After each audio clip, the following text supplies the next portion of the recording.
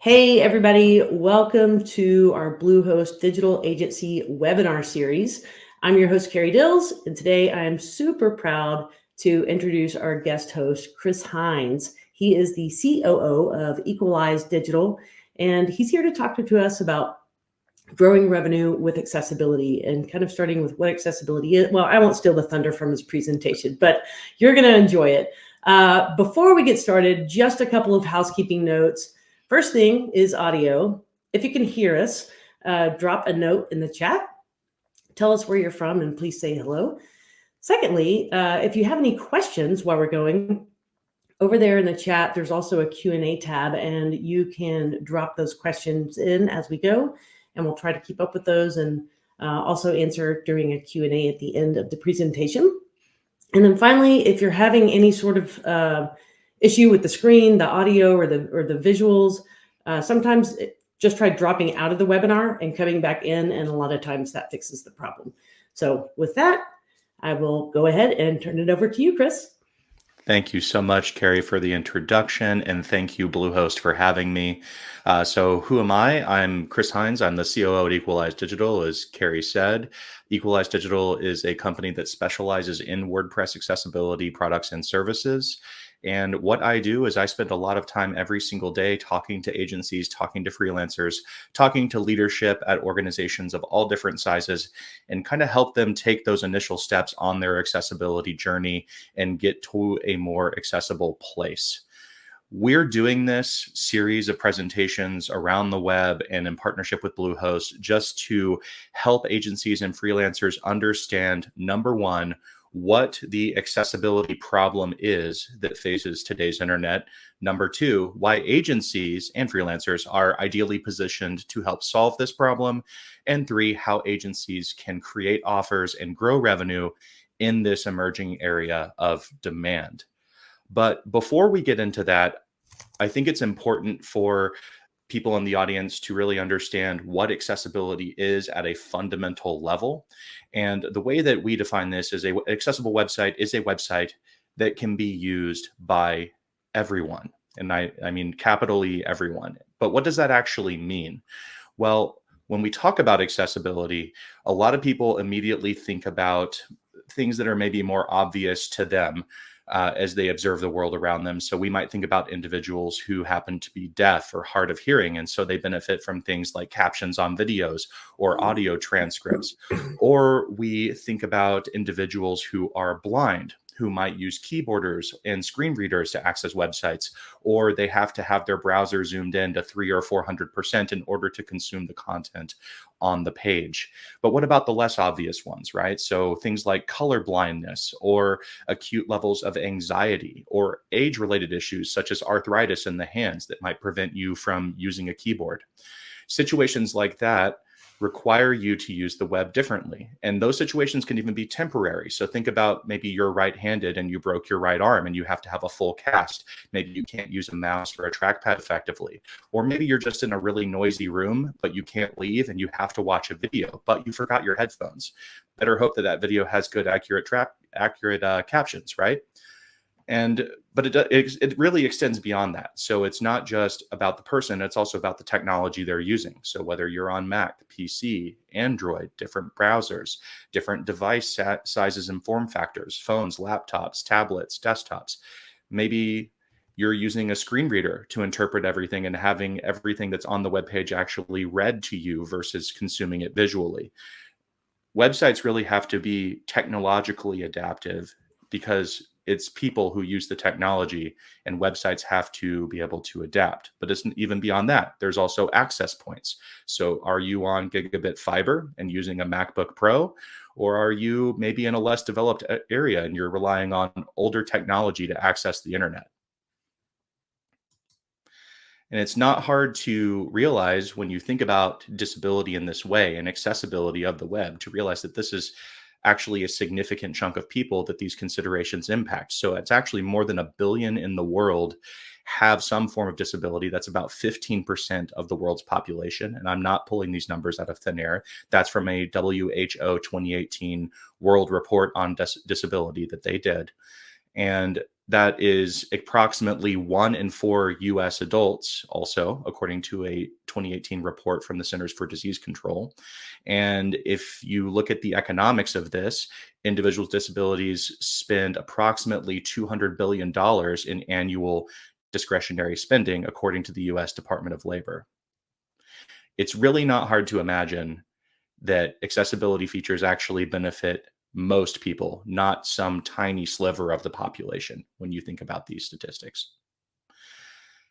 And the web itself really has a ways to go. So 96.3% of websites have easily detectable accessibility problems through automated scans on their homepage. That stat is from a WebAIM Million 2023 report, where they basically scan using an automated accessibility scanner the top 1 million homepages globally, websites by traffic. And these are easily detectable, preventable issues that are on 96.3% of homepages. And when you look at a stat like that, really there's only one conclusion to draw, and that's that there's clearly not enough people doing accessibility to address an issue of this size. We're talking about 96.3% of the internet, if you extrapolate this out, right? And there is a really obvious group of people, at least in my mind, who are positioned to be a part of the solution. And those people can make money helping to solve this problem. And of course, I'm talking about agencies and freelancers. You're already in there. You're already doing the work. Your customers trust you to make good recommendations and decisions. And there is an economic incentive both for your customer and for you, right? You make money. They get a clear and measurable benefit, and so do their customers. Many web professionals aren't really trying to solve this problem, but that is changing. The trend is shifting. If you think about the internet as a whole, kind of like an aircraft carrier, it takes a long time for that thing to turn, but once it kind of turns to a certain point, it's full steam ahead. And right now we're in the turn. The tide is really shifting. And we're going to get into this more, but there are just so many areas that customers, that your customers as an agency or freelancer really care about that accessibility touches. Risk mitigation, better SEO, better user experience, more sales and conversions. And if we get to the bottom line of this, it really is just the right thing to do. And you're teaming up with your customers to help make their presence and the web better for everyone. And I really don't think there's anything more beautiful than that. And there is a common saying in the accessibility space. It is a journey and not a destination, right? Accessibility is not one and done. And if I'm a freelancer or an agency owner thinking about commercial opportunities, that's music to my ears, because it means that I am going to have something that is sticking with me and my customer, kind of tying us together, this ongoing service. People talk a lot about website care plans, reselling, hosting. Accessibility is part of that equation, that ongoing commitment between you and your customer to make their website conform to these standards. And I really think that if you look at the state of the web today and the state of websites and kind of how they interact and how they operate, it's very clear that websites are fundamentally always in this state of change. And that's why accessibility is not one and done, because every change in state has the potential to introduce accessibility problems. These problems can be related to security, performance, brand image. These are all things that we've talked about in the agency space. And yes, accessibility. Accessibility can change when you update a plugin, when you switch out a theme, when you code a design change into a child theme. Any of those things can introduce breaking changes for accessibility. And like security, performance, and brand image, accessibility requires some base level of vigilance to maintain. But before we dig into this next slide here, I do want to share, because we're going to be talking about laws, that this is general information that's available publicly, and Equalize Digital is not a law office, and I am not an attorney. I just want to get that out of the way. And you should consult your attorney if you have in-depth questions about any of what I'm about to share. So there are numerous accessibility laws already on the books. I'm going to go through a few of these here. First is Section 504, which essentially states that no otherwise qualified individual with a disability in the United States shall solely by reason of his or her disability be excluded from participation in, be denied benefits of, or be subjected to discrimination under any program or activity receiving federal financial assistance. So if you're working with government, with nonprofit, Section 504 is a regulation to pay attention to, because basically if they're accepting federal dollars and they're serving a public good, they have to be accessible. Section 508 bars the federal government from purchasing electronic or information technology products or services that are not fully accessible. So again, if you're working in the government or government adjacent space, this is something to pay attention to. ADA, primarily Title II and Title III, is what we all hear a lot about, particularly if you're in the United States. But ADA Title II specifically protects communications with persons of disabilities and states that they must be as effective as communications with all others. And it has been supported by case law going back quite a while now that websites are a form of communication between a business and their customers. And then ADA Title III deals with public accommodation of people with disabilities. That has also been cited in a lot of case law because a website is a public good or a public facing thing that is associated with a business. Then there's also specific state laws. One of the most well-known ones in the United States is the UCRA, or the Unruh Civil Rights Act. And basically what this does is it extends the ADA to basically state that sites that are inaccessible for blind customers are counted as discrimination. And this is in the state of California. And websites with physical nexus in California are subject to ADA Title III. The next big one to pay attention to, and you'll see I have a little red highlight there on the slide that alludes to June 2025 deadlines, is the EU Accessibility Act. And this act basically states that organizations with more than 10 employees or more than $2 million in what they call turnover, but what we would call gross revenue, must meet web content accessibility guidelines in any EU member state. This is going to be enforced by individual EU member states and by public lawsuits. Ireland actually has already introduced legislation that imposes up to 18 months of jail time as a maximum penalty for failure to comply. So that's not out the gate. It's like they've warned you, they've given you a chance to fix it, you still refuse, they fine you, you aren't paying the fine, they ultimately could send you to jail for having an inaccessible website. And this is expected to significantly impact US companies, and it has a deadline of June 2025, which by the time this webinar is going live is going to probably be less than 6 months away, I would guess, maybe slightly over that, but it is coming up very, very quickly. And we expect this to have a lot of similarities in its rollout as GDPR did a few years ago. You might remember that previous major regulation around privacy in the EU and how a lot of websites had to scramble. So agencies really can help their customers prepare for this now. And then there are, of course, plenty of other international laws. You have the Accessibility for Ontarians with Disabilities Act in Canada. You have laws in the UK, Australia, and many, many others. The W3C maintains a really great list of global accessibility laws or policies, and you can get that at w3.org/WAI/policies if you want to follow along with the laws as they develop. But I do want to be clear that it's not just having laws on the books. This stuff can actually have very serious consequences, and the legal waters are being tested in places like California, New York, and Florida. And I want to just talk about one particular case that happened actually this year in 2024, where Brian, who was a blind gentleman and camping enthusiast, tried to use the California Department of Parks and Rec website to book a campsite, and he literally could not do it. And it turns out that the agency that's charged the state of California millions and millions of dollars to build the department and accessible site failed to account for even the basics, according to the lawsuit. And the web agency, which was called Conduent State and Local Solutions, and its subcontractor US eDirect, ended up getting sued both under the UCRA, which was the law I mentioned earlier, but also a much older law, the False Claims Act, so literal fraud. Conduent ended up on the hook to pay out over $2 million in damages, and it also had to, at its own cost, pay for an accessibility audit and then fix all the problems for no charge. So the fundamental issue here was that this business Conduit, for reasons we probably will never understand, promised an accessible site, failed to deliver it, and then either didn't know it was a problem or just hoped nobody would notice. And the law firm that filed the suit is now actually actively seeking whistleblowers at agencies across the US to explore new legal cases. Now that they've won this one, basically other agencies that might be promising and then failing to deliver accessible sites.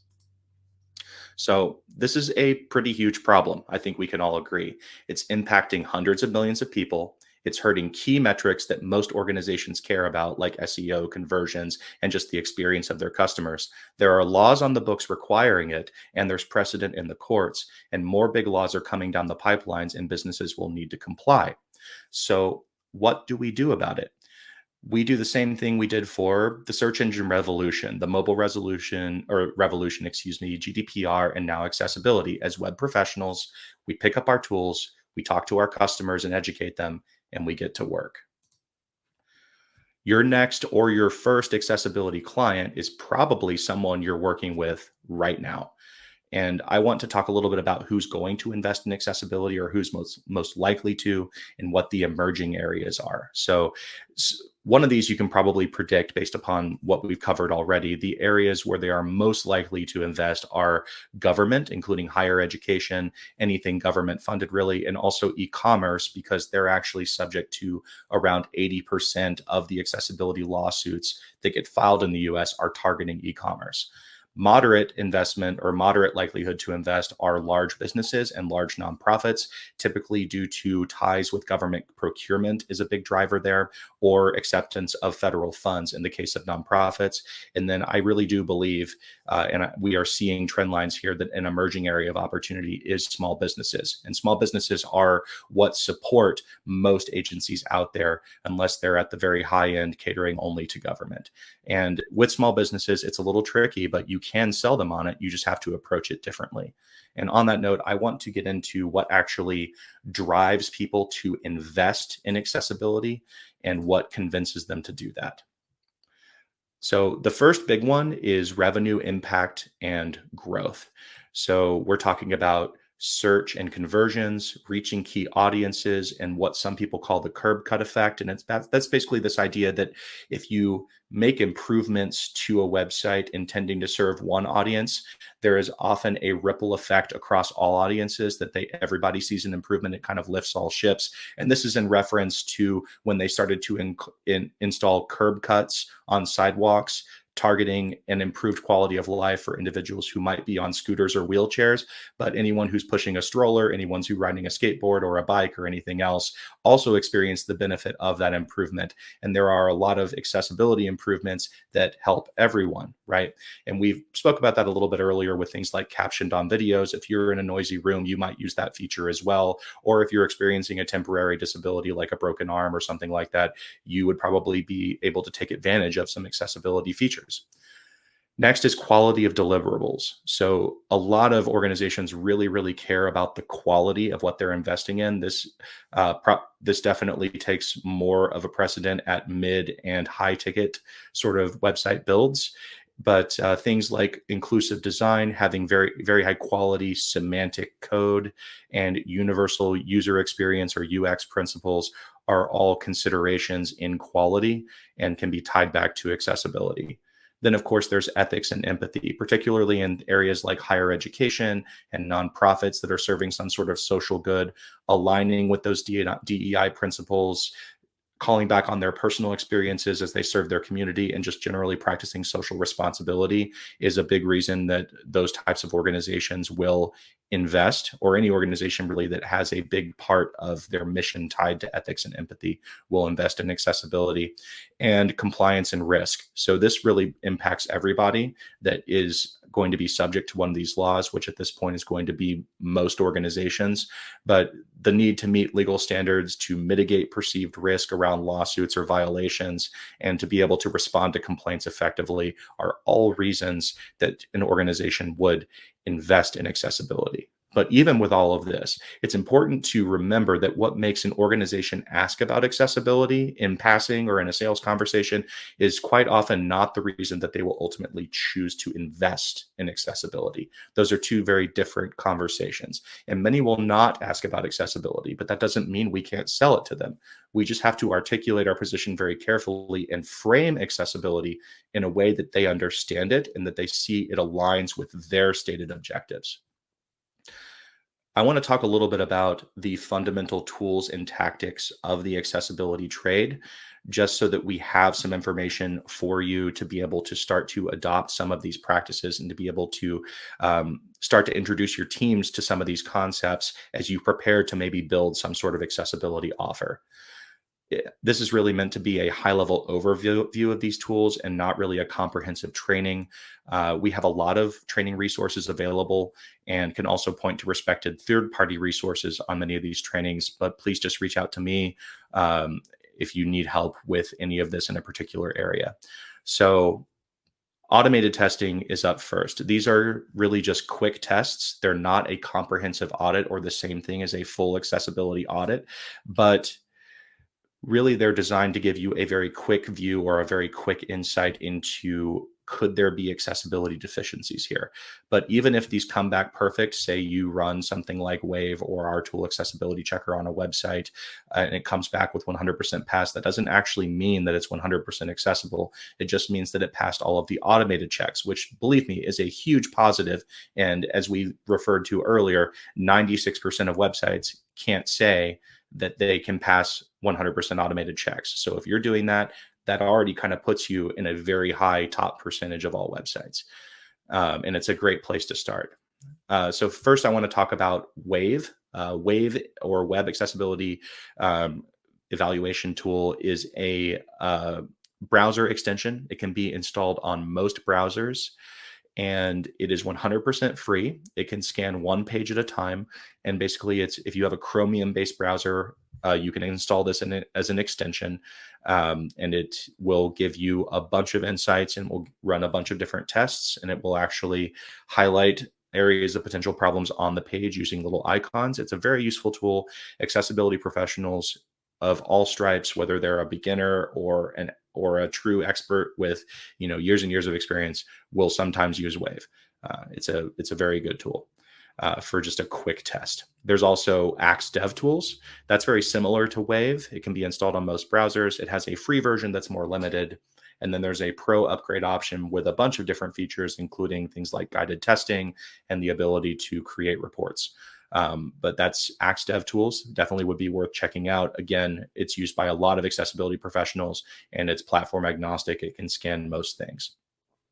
The next accessibility testing tool, besides automated tests, right, which just require installing a browser extension, is actually something that most of us have. In fact, almost everyone that uses a computer has one of these. And yes, that is your keyboard, right? You should be able to use your site with only a keyboard. And just for education purposes, I would really encourage you, like directly after this webinar, if you don't do anything else, just go to either your website, if your company has a website, or go to a client's website that you're working on building, or just pick a random website out of a hat, go to it, start hitting the tab key on your keyboard, and you should see a little box show up and start to move its way through the elements on the page in a logical order. And then you can use either spacebar or enter to select. Sometimes arrow keys are needed to navigate through elements, but with the tab, arrow keys, enter, and spacebar, you should be able to do pretty much everything on your website without using a mouse, and you should be able to tell where you are or where your focus is inside of the interface. Keyboard testing is extremely valuable, and anyone can do it with just, I would argue, 10 or 15 minutes of practice. It's supposed to be very intuitive. And if you're starting to try to use your website with the keyboard and you can't see where your keyboard focus is, you don't know where you are in the interface, your drop downs aren't engaging, you get a pop-up and you can't exit the pop-up without using your mouse, and you can't do it with the keyboard, those are all indicators that your website is fundamentally lacking in accessibility feature implementation, and that deeper evaluation may be needed to address it. The next testing tool And I think for most of us in like the agency and freelance world, would say that this is where we're getting into more advanced accessibility testing, right? Is using screen readers. These tools essentially read the interface to a user as if it's a book. And this is intended for individuals who are blind or maybe extremely low vision. And if you're going for comprehensive testing, screen reader testing is absolutely essential. NVDA, letter NVDA for Windows, is a free and open source screen reader tool. And that, I believe, statistically is the most likely screen reader to be in use out in the wild. I don't have the exact stats in front of me, but I know that a significant chunk of the population uses NVDA. And there is also VoiceOver for Mac, which is bundled with Mac OS.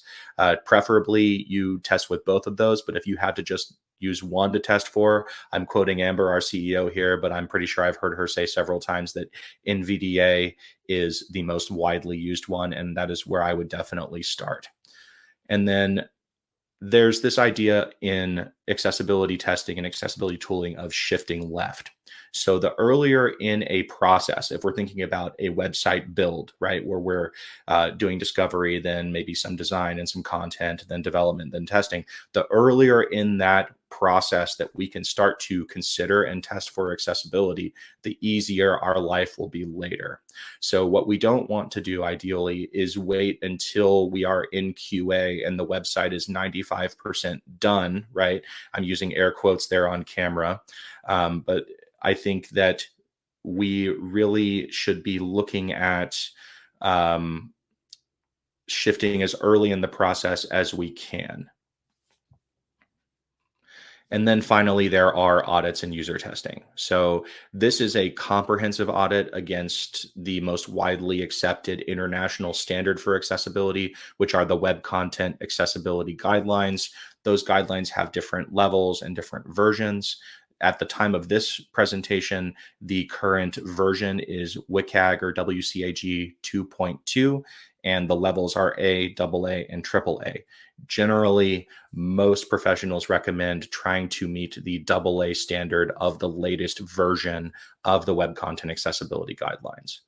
The user testing is always conducted with users with disabilities if you're doing user testing, and think of that a little bit like a focus group. So this is the full accessibility testing suite there at the bottom, which is a full and comprehensive audit against those standards, and then kind of bringing in actual users who aren't just paid testers, but who actually use a screen reader and a keyboard and these other assistive technologies to live their life every single day. So they're native users of the tech to come in and to test. And this is what we talk about when we talk about audits and user testing distinctively. The good news is there are also WordPress specific solutions. And if you'll permit me to put a very small just promotion in here, I really want to just make everybody aware of Accessibility Checker, which is our freemium plugin. So there is a full featured free version that allows you to upgrade to Pro for some additional governance features and bulk scanning. There is no limit to the number of pages and posts that you can scan. We have a front-end highlighter for low-code or no-code users to help them identify potential accessibility problems. There are also reports directly inside of the editor, which is great. So this reporting tool is right in there where you're doing the work inside of WordPress. We also have extensive documentation explaining what the issue is, why it's an issue, how to fix it in a WordPress specific context. And all of our rules are WordPress specific as well. So they're more accurate than those platform agnostic tools, which they have to be able to scan everything, right? It doesn't matter if you're a statically coded website, on some weird third-party proprietary CMS, they have to scan everything, whereas we're really focused on WordPress specific rules. You can find everything right inside the editor. You can scan in bulk in the Pro features, and every time you save a page or a post. So it is a way to maintain accessibility over time and to get that immediate feedback as you're in there doing the work and editing. And this is used on organizations, websites like NASA, and it was invested in by Amelia Capital, the founders of Yoast SEO. You can get the free version off of WordPress.org or off of the Equalized Digital website. and you have a lot of additional benefits and information that you can explore there. And the URL is right there on the slide, equalizedigital.com/accessibility dash checker.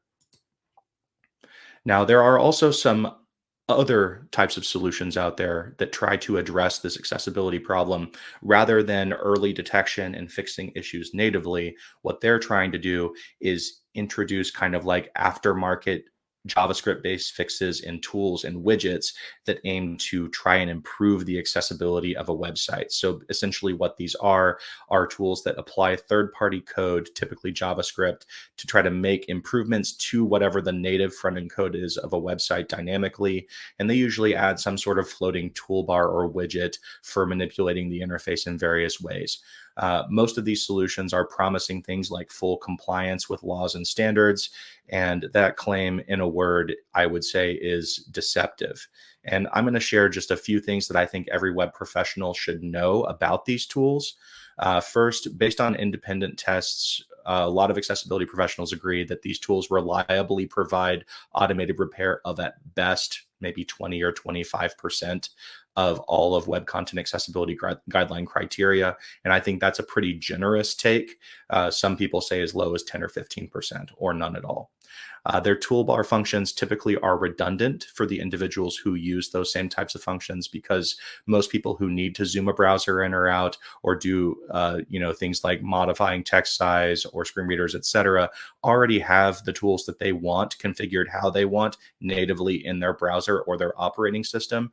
And so these toolbars can actually cause conflicts or get in the way of how a user would typically interact with a website that already uses assistive technology. And then the automated repair of things like alternative text, web forms, and navigation menus are incredibly unreliable and can either slow down our website or cause really unexpected changes to layout, or just create confusing nonsense in the content, particularly with images auto-generation of alternative text for images. Many overlay companies themselves are now actually offering manual accessibility auditing and remediation services, which I find a little odd since they claim their tools already address this problem, even though their websites say full compliance with these tools. They're offering the audits and the remediation. It just seems a little odd and a little bit contradictory, almost like their tools don't work. I would say, if I were to leave you with one thought, is to consider accessibility overlays and those types of solutions, like the fully automated solutions, as a temporary stopgap so that you as a professional and your team can come in and make the real root level accessibility fixes and introduce the right processes to ensure accessibility is addressed going forward.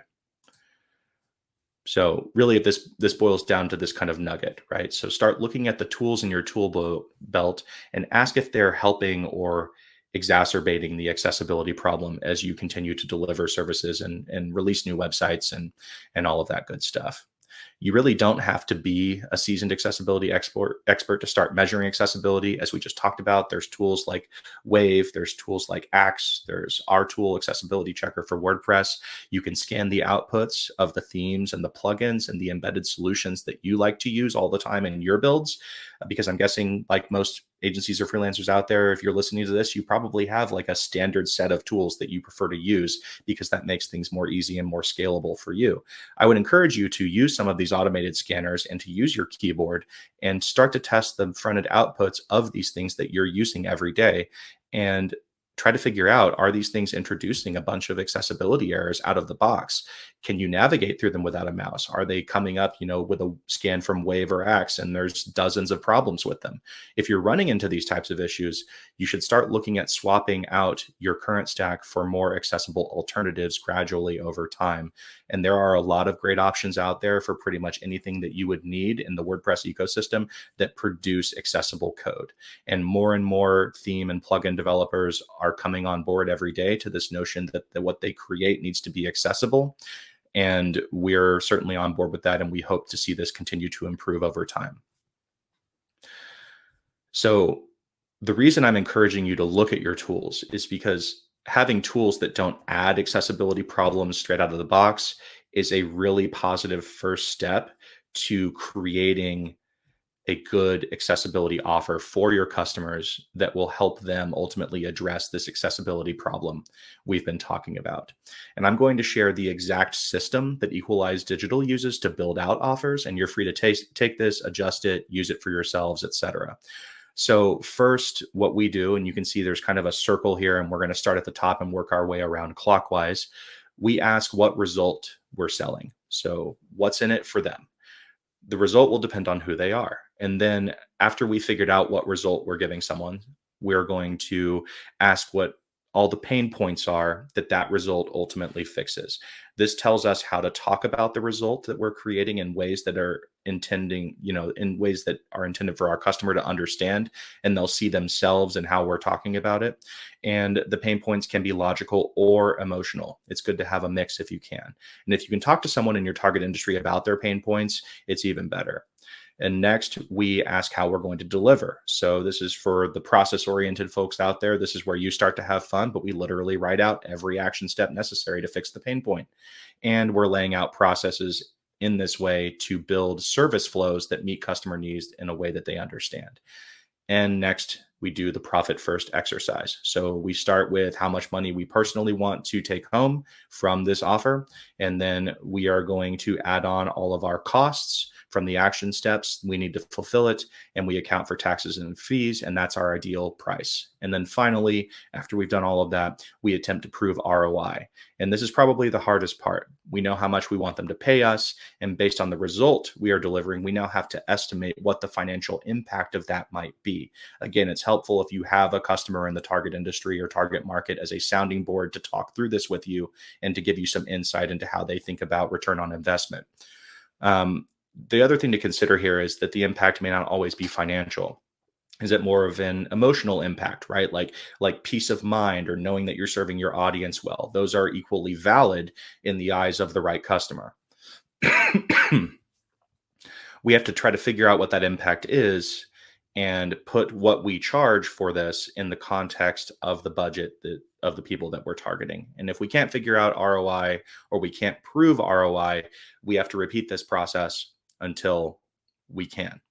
And that's essentially what that process is. And I do have an example, don't worry. So this is an existing offer that we actually use. And it's for people where we've already audited and addressed accessibility issues on a website for an industry that is in high demand. So I'm going to turn my head here and read this slide. So you'll get to enjoy me in profile here in a minute. But essentially, this is what the process yielded for us when we came up with accessibility monitoring for e-commerce. The result we were selling is we're ensuring ongoing compliance with current accessibility standards and trying to mitigate risks. We're also trying to protect their initial investment in becoming accessible. The pain is that their website changes frequently and they could unknowingly add accessibility issues back in. They invested a lot of time in becoming accessible and they don't have an in-house accessibility expert that they can turn to. So the delivery in this case is to install the pro version of our tool, run monthly scans, run manual spot checks with a keyboard and screen reader by one of the accessibility experts on our team, and then have quarterly calls with them to review their overall accessibility status and answer questions. And you can see here in the profit first section, we've broken out costs both for the software and for the labor and for the tax. And I'm going to spare you like reading out all this math, but what we basically came out to is we needed to charge $195 a month for monitoring ideally. And then we proved ROI by going back and looking at what a typical e-commerce store might pay for a full accessibility audit, which we ran some numbers and talked to some people, and that's around $12,000. And then we look at how often they would have to pay for a brand new audit if they weren't engaged in monitoring. And we thought about that. It's probably every 1.5 to 2 years. And if you compare the cost of the monitoring to the cost of paying for a brand new accessibility audit every 1.5 or 2 years, you're probably saving about 50%. So the ROI is there. And this is just a very simple example of that profit first exercise in action. So selling accessibility typically requires a combination of consultative and provocative selling. And I want to go into this as quickly as I can here and kind of run through it. So why is this required? Why aren't customers just coming to us, beating down our doors, screaming at the top of their lungs, like, make our websites accessible? Well, it it really boils down to this. Many stakeholders that you will be interacting with either won't be familiar with accessibility, or if they are, a significant portion of them are going to downplay its importance. And this is why we have to use these consultative and provocative tactics, because we need to unlock information first that will allow us to build a case for accessibility. And then we kind of build our argument on why they should be prioritizing it. And that's how we sell audits. That's how we sell high ticket maintenance retainers, monitoring, et cetera, and justify charging a premium for higher quality accessible sites. And while we're making money off of those things, we're also making the web better. We're helping our customers achieve their goals, and we're helping give our customer the best possible experience. So win, win, win, right? When preparing this presentation, I thought it might be helpful to basically attach personas to the consultative and the provocative. So when I was trying to think of famous people who embodied consultative selling, I immediately thought of Dale Carnegie, who probably needs no introduction. But if you haven't seen the book, How to Win Friends and Influence People, I'd recommend going and grabbing yourself a copy. And he pioneered a lot of concepts that eventually became the fundamentals of consultative selling. And really, what to know about this is that it's all about them and not you. You can offer some basic advice and some knowledge. You try to pack in the value, but you don't ever hard sell, and you try to just ask lots of questions and collect as much information as you can. It's all about getting to know them. It's not about selling them anything. It's just about asking these broad, open-ended questions and just getting to know your sales prospect. And there are lots of different targeted questions you can ask, and open-ended questions that kind of get them to talk about things that might lead to an accessibility conversation, which I don't have enough time to share all of that in this presentation. But I think if you understand the results that accessibility can create and kind of the areas that it ties into, I think you can come up with some of these questions on your own. Once we've gone through that consultative piece and kind of had that initial get to know you phase of the sales conversation, then we shift to provocative. And the persona that I immediately thought of was Don Draper. And to be clear, I don't think we should all start drinking and smoking at work. It's more about his ability to uncover hidden truths and kind of see what's going on under the surface, and to chart this course that gets the customer from where they are now to where they want to be, and to have that customer get excited about the journey they're about to take. And that's really what provocative selling is. It's taking someone out of a place of comfort and kind of bringing them into a place of relative discomfort, but having them be convinced and excited about. And so this is all about showing unique value. It's about creating a sense of urgency. It's about following up promptly and being confident and never desperate. And this is really more for late stage sales, but it's an important persona to try to think about as you're having these conversations. And really, we have to take a step back in the sales conversation when we're going through this process, put on our thinking caps, and ask, could accessibility meaningfully enhance this outcome that this customer needs? To be clear, accessibility is not the answer to literally everything, but I am a firm believer that it is part of the answer to way more things than you might expect. So when your customer says things like, my website is following SEO best practices and I have tons of evergreen content, but I'm not ranking well, or they say, I'm getting lots of traffic, but almost nobody is converting and my site isn't even that old, or they say, DEI is actually incredibly important to us, and I want to make sure that all of our content and images are inclusive. Or maybe they say something like, I want to make sure that my website isn't going to get me into any legal trouble. Is there anything I need to worry about besides privacy and security? When you hear your customers say things like these and so many other things, you can start thinking accessibility as part of a holistic solution and approach to the problem. And this, I think, is the most underrated or under advocated for, or however you want to put it, skill among sales professionals in the agency freelancer space, developing that ear for unstated accessibility needs and kind of reading between the lines. It's absolutely critical. People don't know they need accessibility. Many don't know what it is. They don't know the word for it because it's frankly invisible to more than 80% of the population, if you think about that statistic I shared earlier. But accessibility done right meaningfully enhances 80% plus of the outcomes of a project. Code quality and efficiency, search engine performance, conversion optimization, design and UI enhancements, and so much more. we can sell accessibility as a component in a holistic solution to our customers without ever actually saying the word accessibility, unless they themselves brought it up. Because when you bring up accessibility to a person that hasn't been educated on the topic and hasn't asked you about it, they're immediately going to have this kind of knee-jerk reaction where they're going to say things like, this is something that's only for disabled people, or this won't impact my bottom line at all, or it exists in a vacuum and has nothing to do with my priorities or me. And they need to be guided by us and understand how these best practices are a part of a bigger solution that gets them to their goals. And if you've built trust with your customer through consultative selling and uncovered hidden gaps and truths with provocative selling, then when you tell them, hey, you need to get accessibility rolled into this package, they're going to say yes. And even if they say no, that's not the end of the world. I don't remember who said it, but someone said the word no is where the sale actually starts. And I think that's a beautiful mindset shift for a lot of people who are trying to sell things that maybe are a little challenging to sell, right? Having good case studies is really great antidote for customer pushback in these areas. So the case study needs qualitative proof, so reviews, testimonials, visuals, and quantitative proof, so numbers, specific and measurable outcomes, that sort of thing. And if you can prove you've done this before successfully, both qualitatively and quantitatively, you will override that resistance very, very quickly. So what are the building blocks of a case study? Again, I'm going to try to move through this quickly. If you're starting from zero with selling accessibility and can't write a case study, that's okay. You can try making your own website accessible and then, wait 60, 90 days, see how your SEO changes, see how your customer engagement changes. Or you can see if a customer will agree to a pilot project at a discounted rate, so long as they agree to share data with you and write a case study with you. But these are the essential building blocks for a case study. You have to feature the primary result you achieved. You have to outline the problem and the proposed solution. You provide the qualitative and quantitative results, and you include a quote from the customer. You highlight accessibility as a key strategic component if the purpose of the case study is to sell accessibility, and you have limited visuals or screenshots, whatever is applicable.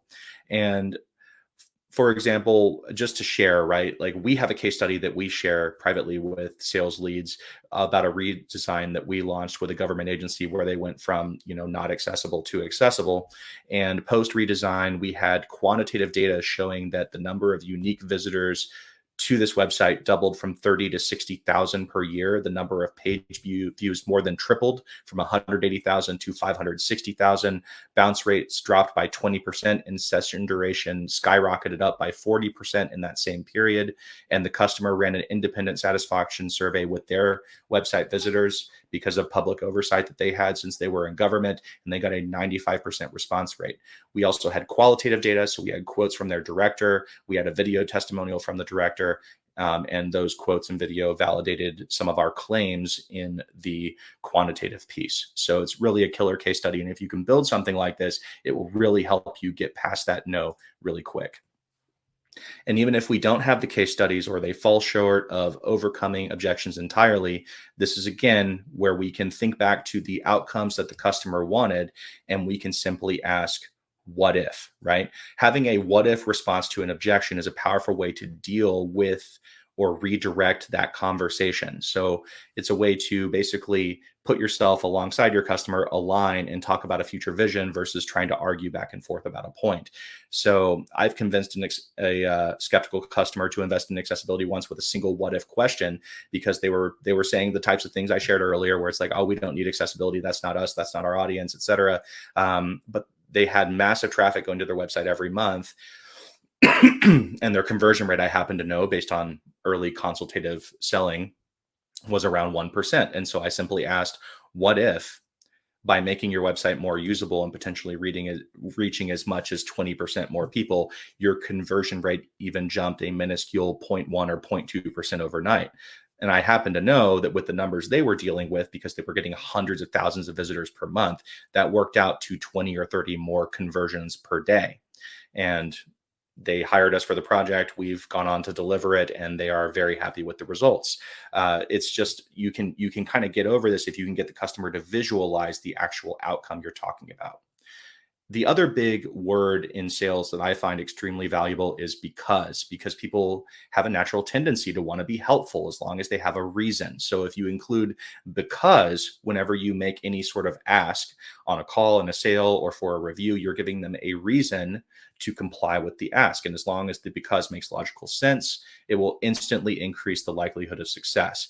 And bonus points if you can make the because also include something that benefits the individual you're contacting. So you can try it next time. Just try this in some future sales follow-ups and just say, I'd like to insert thing here because logical reason, right? And that powerful statement you should see an increase in sales conversions for whatever your micro commitment or ask is. So for example, hey, I'd like to tell you a little bit more about this new accessibility monitoring system for e-commerce customers, because with the rise of US accessibility lawsuits and new regulations coming next June for the EU Accessibility Act impacting e-commerce, I think now's a really good time to prepare, right? So I've made the ask. I've also given them a compelling because.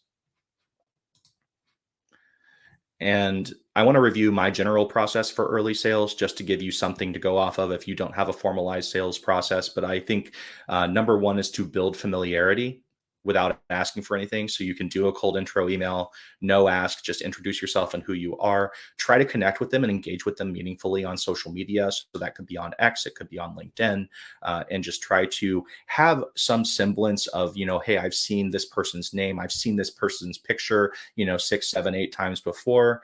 That just exponentially increases the likelihood that you're going to get a positive response when you make the first ask. And then finally, share useful info early and often. So if you have valuable resources you can share that you can direct them to, try to share those early and often so that they see you as a resource for valuable information. And then you make the first ask. Sometimes you'll find that if you take this approach of building familiarity, they'll reach out to you before you ever reach out to them. But if they don't, I'll reach out, I'll ask for a call. And this is really where that inbound process sort of starts. I do a maximum of 3 follow-ups on that first ask. Usually it's 1 phone call if I have a phone number and 2 emails. If I don't have a phone number, it's 3 emails. And if they still don't engage, I do send a final nudge. And if there's still no response after that, you can drop them into a fresh nurture sequence or just continue engaging on social media. But that's really the sales process in a nutshell. It's stupid simple, but it works, right? There's no hackery. You just listen to people, you listen to their problems, you have real conversations with them, and then you share solutions that actually solve what they're struggling with. And on that note, oops, I missed a slide there.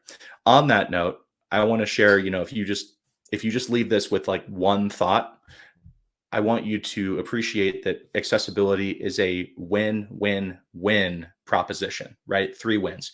You will win, your customer will win, and your customer's customer will win.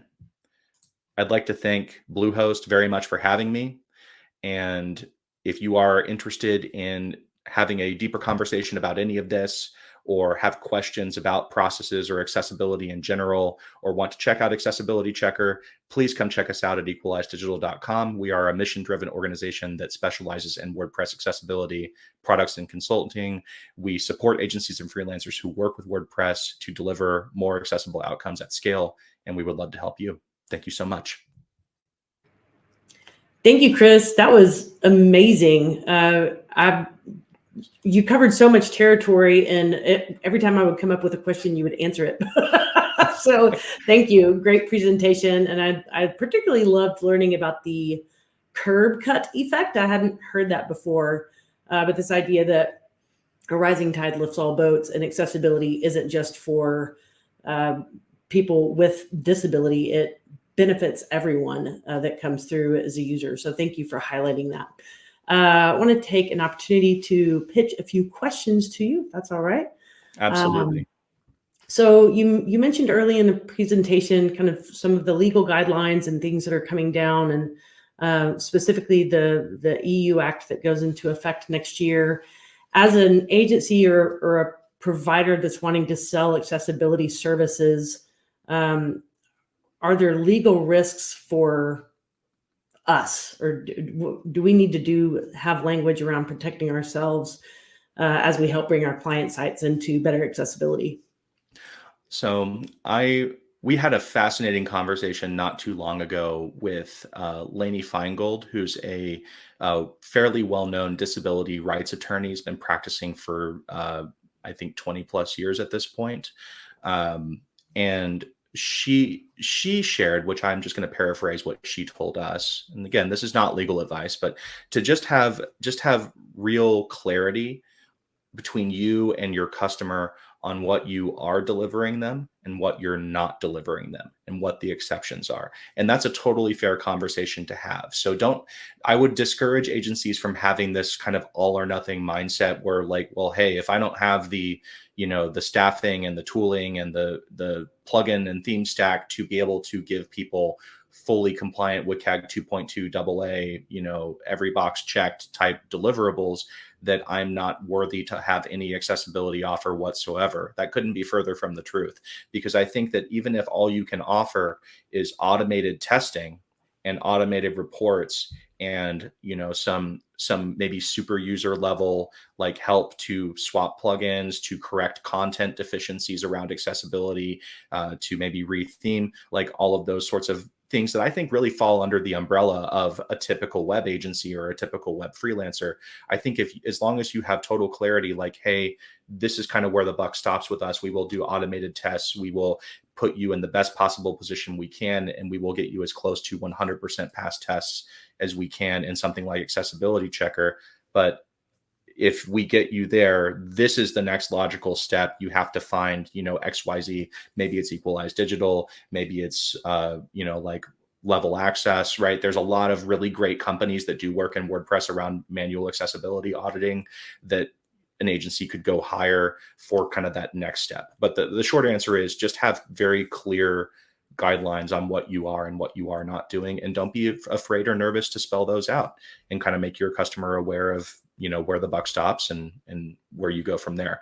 I think I would discourage kind of like, that all or nothing, like we're either going to completely ignore accessibility and absolve ourselves of it, or we're all in on it, right? There is definitely a middle ground to walk. Thank you for that. Let's see. Are there any key metrics that agencies should track to show the benefits of accessibility? Is there usually like a one-to-one mapping of increased revenue, better accessibility, or is it more nuanced than that? I think it depends a lot on website, on audience, on organization. So you can see different gains in different areas. And I think I alluded to this earlier, but there's definitely like on the ROI side of things, there are also like intangible ROIs to this around like DEI and social good and inclusivity. But if that kind of I'm going to call it fluffier stuff is not the customer's priority and they're all about the numbers, I would watch Google Analytics closely, look at overall traffic, look at conversion rates, look at goal fulfillments, that sort of thing. Good deal. I think we got time for one or so more here. Let's see. Do you have any best practices or processes for ensuring ongoing accessibility compliance as a website changes? So maybe this might be someone that's on a maintenance plan, or somebody that's doing an agency that's doing ongoing work on a site. Sure.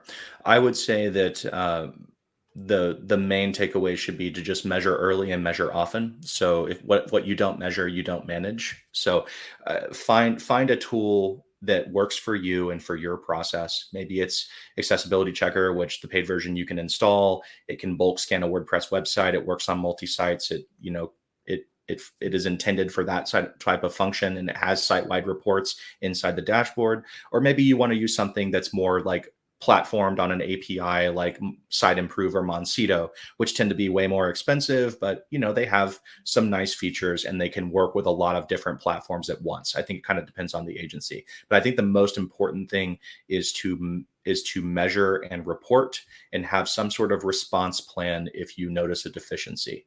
And tracing back to your first question, Carrie, I think this is where terms of service and like clearly laying out what the agency is responsible for versus what the customer is versus when we pull in a third party, starting to have that game plan in place can really reduce stress levels a lot as you start to measure this. As long as you clearly communicated that to your customer, right? They're going to understand, okay, well, maybe in XYZ agency's terms. They're like, well, we will ensure the accessibility of the theme that we built custom and our custom plugins, but we won't guarantee third-party plugins or themes, and we won't guarantee third-party block libraries, right?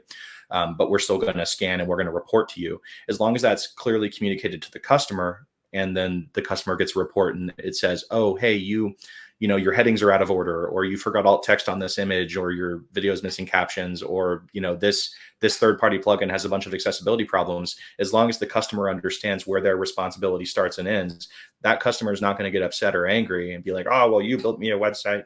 Like, as long as everybody has clear communication, they're going to know who to direct resources to, or how, or who to respond to. And honestly, a lot of plugin developers and theme developers are very responsive to these types of accessibility, complaints or questions. So you can also, if you see problems, you could take the time to go file a bug report, and you might see a patch come through 30, 60 days later, which we've seen numerous times. And then that little bit of advocacy that you just did maybe suddenly improve the accessibility passively of hundreds of thousands of websites, depending on the size of the theme or the plugin.